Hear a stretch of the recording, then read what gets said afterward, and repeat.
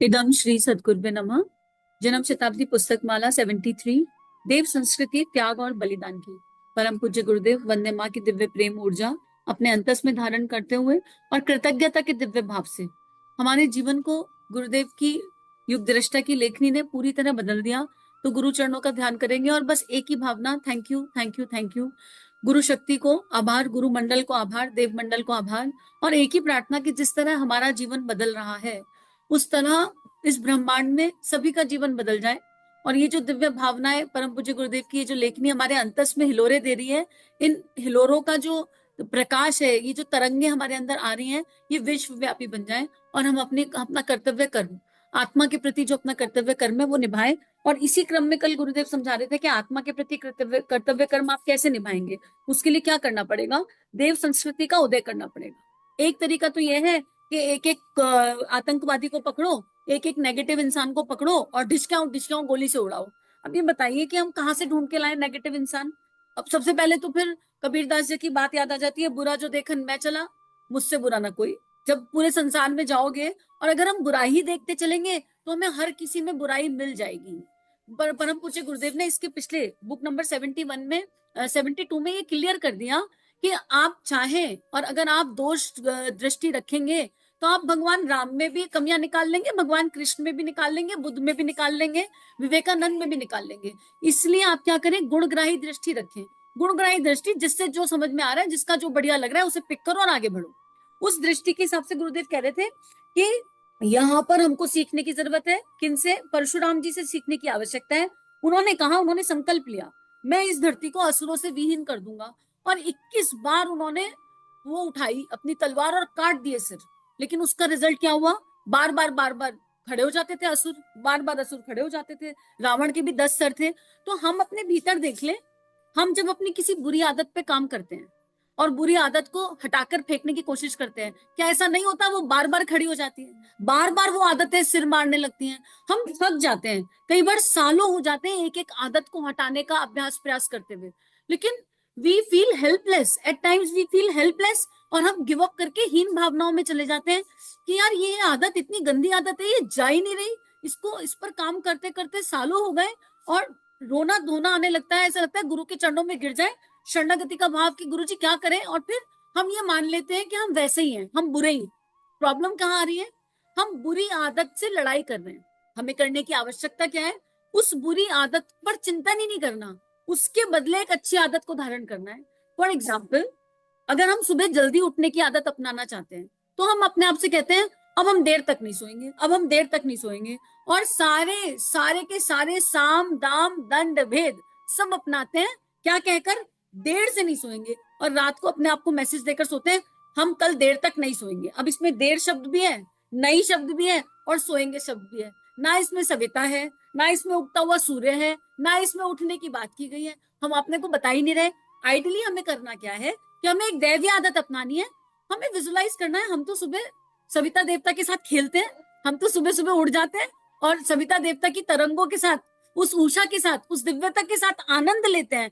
हमें ये विजुलाइज करना है। हम अच्छे को धारण करें तो बुरा अपने आप चला जाएगा। जिन लोगों को गुस्से पे काम करना है वो बार बार कहते हैं हम गुस्सा नहीं करेंगे, हम गुस्सा नहीं करेंगे। हम गुस्से शब्द को इतना रिपीट कर लेते हैं कि हमारा जितना हम कहते हैं हम गुस्सा नहीं करेंगे उतना गुस्सा बढ़ जाता है। हमें करना क्या है?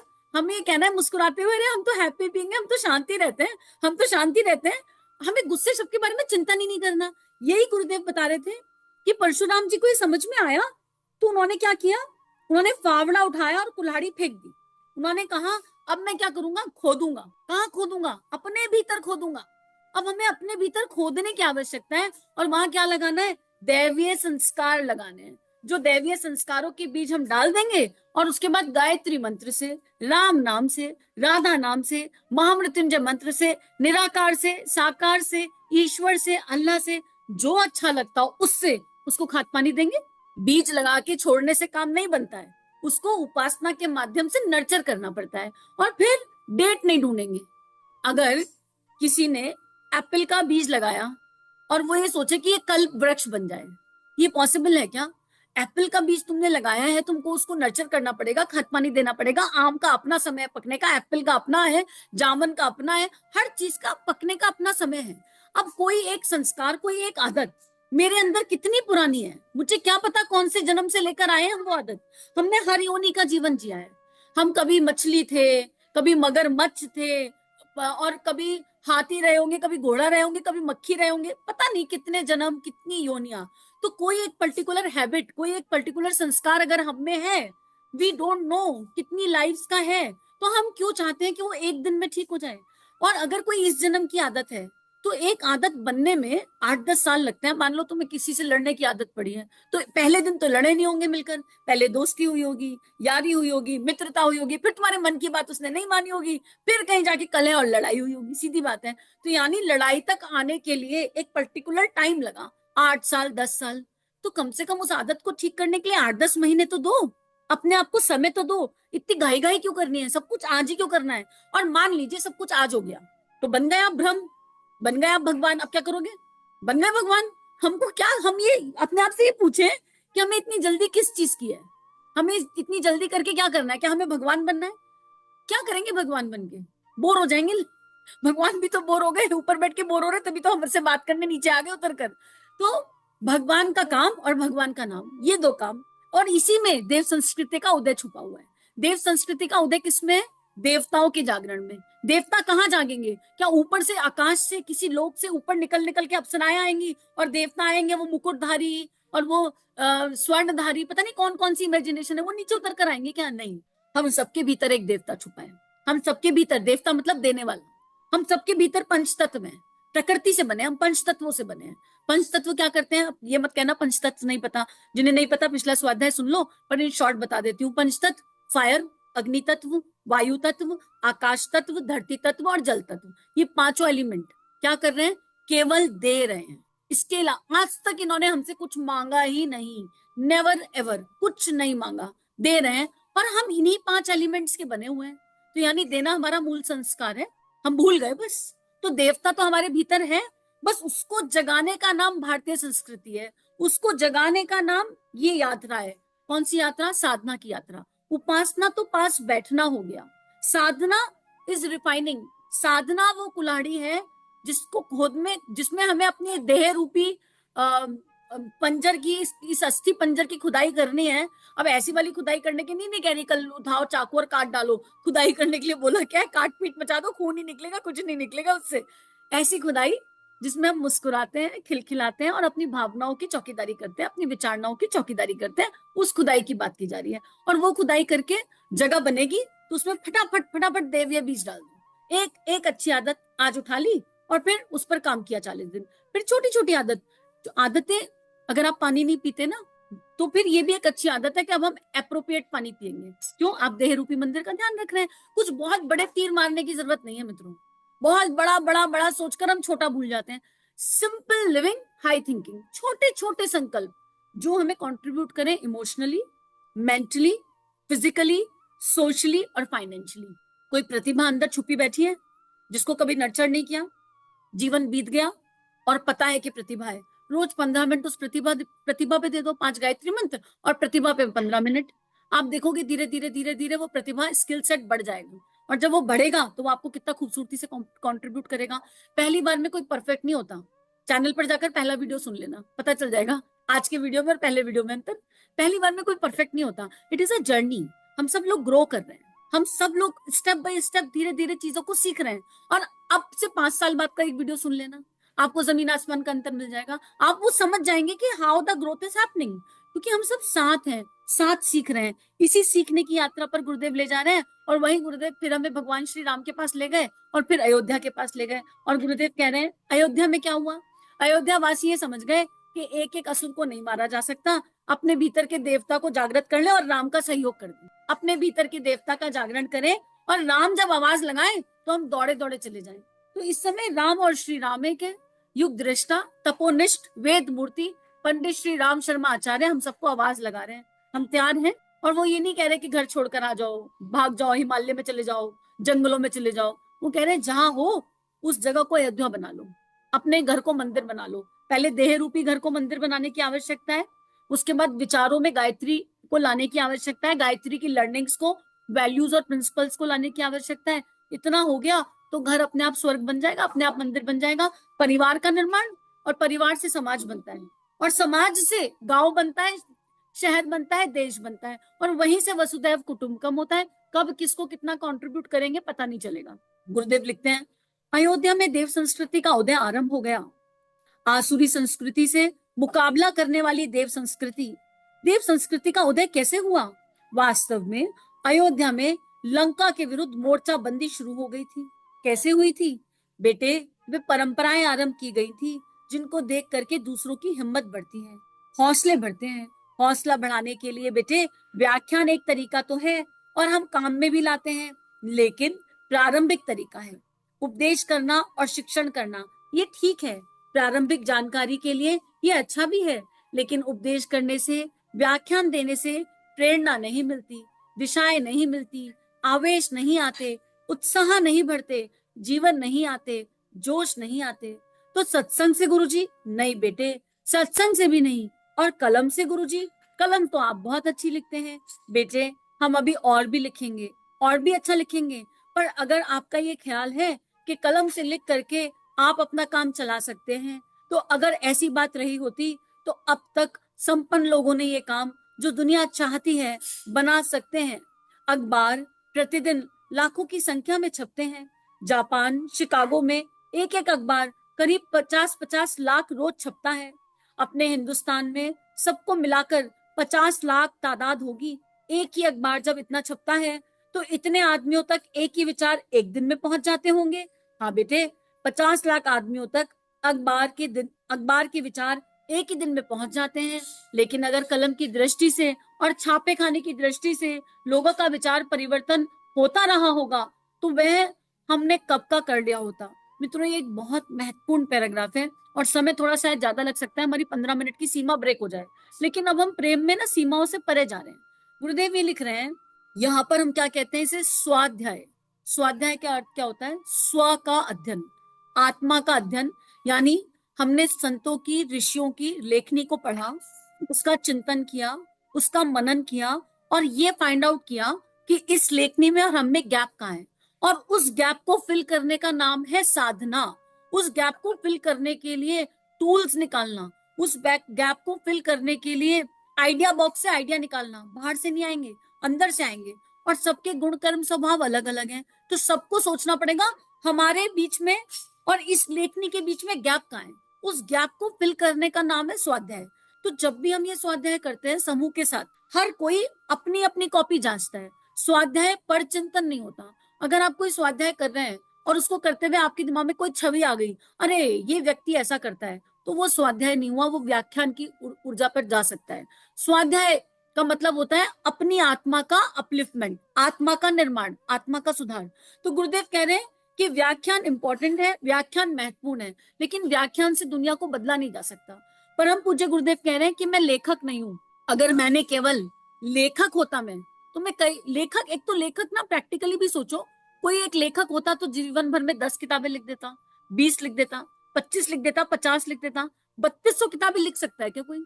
इमेजिन करके देखिए, एक लेखक 3200 किताबें नहीं लिख सकता।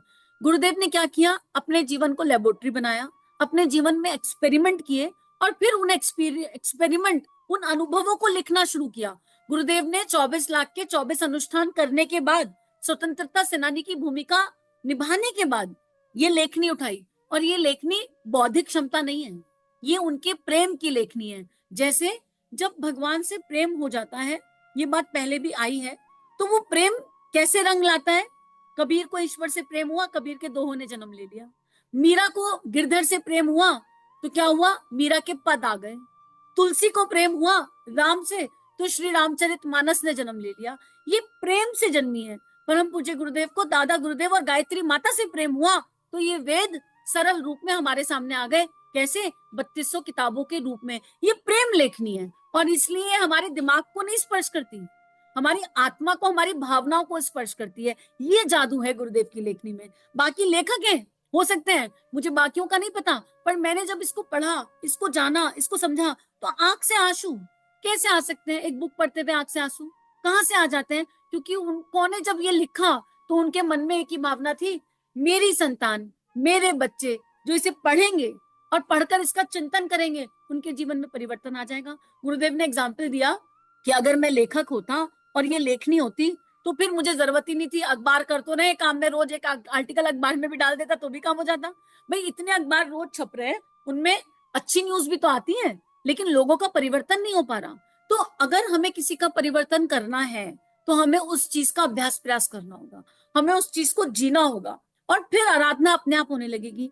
और फिर गुरुदेव कह रहे हैं कि जिन्होंने जी लिया, मान लो मैं मंत्र लेखन करती हूँ, बहुत अच्छे से करती हूँ, शिद्दत से करती हूँ, रोबोटिक मोड पे नहीं, 3 शरीर से, पूरी भावनाओं के साथ, पूरी विचारणाओं के साथ, दैवीय धारणाओं के साथ, और मंत्र लेखन करते हुए गुरु सानिध्य में समर्पण और शरणागति के साथ मेरे को एक लंबा समय बीत गया। तो अब मुझे किसी से केवल इतना कहना होगा, मंत्र लेखन करके देखा करो, अच्छा लगेगा, बस। मुझे इसके आगे कुछ कहना नहीं होगा। वो जो बात होगी ना, उस बात में एक प्रभाव होगा, फ्लेवर होगा, और वो फ्लेवर सूक्ष्म से आके जुड़ेगा और सामने वाले के अंदर जाकर छप जाएगा। एक सिंपल लाइन भी अगर आपने जी है और आप किसी से कह रहे हैं तो वो उस आत्मा के अंदर उसके कारण शरीर में प्रवेश कर जाती है और समय आने पर काम करवा लेती है, समय आने पर आउटपुट आ जाता है। मैंने मंत्र लेखन करके देखा, गुरुदेव के सानिध्य में करके देखा, और इतना दिव्य पाया, इतना दिव्य पाया, लगा कि लेखन कितनी महत्वपूर्ण चीज है, हर आत्मा को मंत्र लेखन करना चाहिए। उसके बाद मुझे किसी से कहना नहीं पड़ा, मैं बस हंसते मुस्कुराते अगर किसी को एक कॉपी दे देती हूँ तो वो कॉपी बहुत जल्दी पूरी होकर लौट कर आ जाती है, और कई बार वो सही जगह पहुंच जाती है, हिसाब किताब भी नहीं रखते। तो मित्रों, गुरुदेव कह रहे हैं कि अगर आप चाहते हैं कि आपको दैवीय प्रेरणाएं मिले, अगर आप ऐसा जीवन जीना चाहते हो, ऐसी आराधना करना चाहते हो कि कोई सुने तो उसके अंदर आवेश आ जाए, उत्साह आ जाए, जोश आ जाए, तो जो आप पढ़ रहे हो, जो आप सुन रहे हो, भले कहीं से भी पढ़ो, कहीं से भी सुनो, उसको जीवन में उतारने का प्रयास करो। अगर जीवन में उतार लिया तो समझ लो हम देवता बन गए, हम देने वाले बन गए, कॉन्ट्रीब्यूटिंग एनर्जी बन गए समाज को। और फिर देने वाला कोई है ही नहीं, शरणागति का भाव रहेगा। जैसे हम लोग क्या कर रहे हैं यहाँ पर, सच्ची बात कहूं तो copy paste, it is a copy paste energy. गुरुदेव कहते हैं कि मैं सब लिख गया, तुम भोपू बनने के लिए तैयार हो जाओ, बाकी मैं संभाल लूंगा। तो ये लेखनी गुरुदेव की है। जो जीवन में सीखा वो गुरुजी ने सिखाया या और किताबों ने सिखाया। हम क्या कर रहे हैं, बस गुरु सानिध्य में बैठ गए और बोलने का अभ्यास प्रयास कर रहे हैं, कॉपी पेस्ट। गुरु जी आके कमान संभाल लेते हैं और कुछ ऐसा बोल देते हैं जिससे हम सबका जीवन बदल जाता है। जब मैं यहाँ स्वाध्याय करती हूँ तो हर दिन मुझे कुछ नया मिलता है, कुछ ऐसा मिलता है जो मेरी आत्मा को कंट्रीब्यूट करता है, और उस समय मुझे सबके लिए बहुत ग्रेटिट्यूड फीलिंग आती है।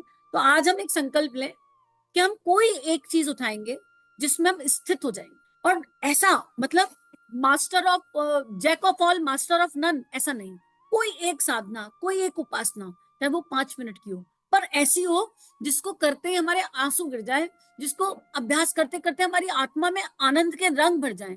वो कोई प्रतिभा हो सकती है, कोई उपासना हो सकती है, कोई साधना हो सकती है। अगर कोई देशभक्ति के गीत गाता हो और पूरा डूब कर गाता हो ना, पूरा डूब कर केवल अपने ईश्वर के लिए गाता हो, तो उसे इससे परवाह नहीं होगी कि कौन सुन रहा है कौन नहीं सुन रहा, पर जिस कान में उसके अंदर उसका सुना हुआ देशभक्ति का गीत पड़ जाएगा, उस अंतःकरण में तिरंगा जागृत हो जाएगा। तो आज गुरुदेव माँ हमें यही सिखाना चाहते हैं कि हम एक दैवीय संकल्प लें, अपने अंतस में झांक कर देखें और मुस्कुराते हुए कोई एक बात सोचे कि वो एक कौन सी चीज है जो हमें करनी है। और गुरुदेव का पूरा जीवन हमारे सामने है, शतसूत्रीय कार्यक्रम हमारे सामने है, वो एक संकल्प उठा सकते हैं और फिर जिस संकल्प को आपने जी लिया उसको आप सबको बांट सकते हो सहजता से। क्यों? क्योंकि बांटना पड़ना नहीं, बांटना पड़ेगा नहीं। फूल खिलता है तो खुशबू फैल जाती है, फैलानी नहीं पड़ती, ऑटोमेटिक होता है, ये ऑटो पायलट मोड पर प्रोसेस होता है। मैं आपसे कितनी बार भी कहूं कि आप इन भावनाओं को विश्वव्यापी बना दो, इन्हें लोगों तक पहुंचा दो, लेकिन यकीन करो आप उस दिन करोगे जब आपके अंतस में एकदम से वाइब्रेंट करंट चला जाएगा ना कि यार ये तो बहुत ही बढ़िया है, ये सुना ना और उसको सुनकर मजा आ गया, तो मेरे को कहना नहीं पड़ेगा, ऑटोमेटिकली आपके माध्यम से वो हो जाएगा। मैं कहकर अपना कर्तव्य कर्म कर रही हूँ, ये मेरी ड्यूटी है अपने गुरु के प्रति, ये मेरी ड्यूटी है। और मैंने तुलसीदास जी से ये बात सीखी, तुलसीदास जी के जीवन से सीखी। वो रामायण लिखकर निश्चिंत हो गए, एकदम रिलैक्स हो गए, और भगवान शिव ने आकर कहा भाई काम पूरा कहाँ हुआ, मार्केटिंग कौन करेगा, वो भी तो तुमको करनी है। तो बड़ी हंसी आई कि यार ये तो बड़ी बढ़िया बात है। तो मैं कहती हूँ ये मेरा कर्तव्य कर्म है। आप कब करेंगे इसे? आप इसे तभी करेंगे जब आपके अंतस में वो तरंग आ जाएगी। और एक होता है ना, कोई चीज एकदम स्पर्श कर गई, जैसे किसी रेस्टोरेंट का खाना खाया और वो एकदम से ऐसा लग गया जायके पे। तो हम अपने हर दोस्त को कहते हैं, हर मित्र को, अरे वहां का खाना जरूर खा कर आना, बहुत ही बढ़िया वाला खाना है। तो ये होगा कि अगर आपके अंतस में चला गया तो आप कहोगे नहीं नहीं नहीं, ये स्वाध्याय तो दुनिया में पहुंचाना है, गुरुदेव की ये लेखनी इसको तो सब जगह पहुंचाना है। ऐसे ही मेरे अंतस में हुआ। जब परम पूज्य गुरुदेव की लेखनी पढ़नी शुरू करी तो मन में भाव आया, यार ये मैजिकल है, मेरा जीवन पता नहीं क्या से क्या हो गया, और इस मैजिक को कैसे पूरे विश्व में पहुंचाना है और क्या करना है, ये मन में भाव आया। और थोड़े दिन बाद गुरुदेव ने पकड़ लिया कि बेटा ऐसा करना है, और उन्होंने कहा ऐसा करना है, और ऐसा हो गया, ऐसा हो गया, और आप और हम बात करने लगे। बस इतना सा है। तो आज इस स्वाध्याय को यही गुरु चरणों में अर्पित समर्पित करते हैं, और इसी भावना के साथ करते हैं कि हम सब मिलकर इस भावना को विश्वव्यापी बना रहे हैं। हम सब गुरुदेव की इस लेखनी को जन जन तक पहुंचा रहे हैं, आज नहीं आने वाले लंबे समय तक। इदम श्री सद्गुरुवे नमः। चलिए समाज में कुछ अच्छा बांटे। अगर ये भावनाएं आपके अंतःकरण को स्पर्श कर रही हैं, आपको अच्छी लग रही हैं और आपके जीवन में परिवर्तन आ रहा है, तो इस परिवर्तन को विश्वव्यापी बनाते हैं। संतों की और ऋषियों की इस लेखनी को सब जगह फैलाते हैं। चैनल को लाइक कीजिए, सब्सक्राइब कीजिए और ज्यादा से ज्यादा साझा कीजिए। जय हिंद, जय भारत।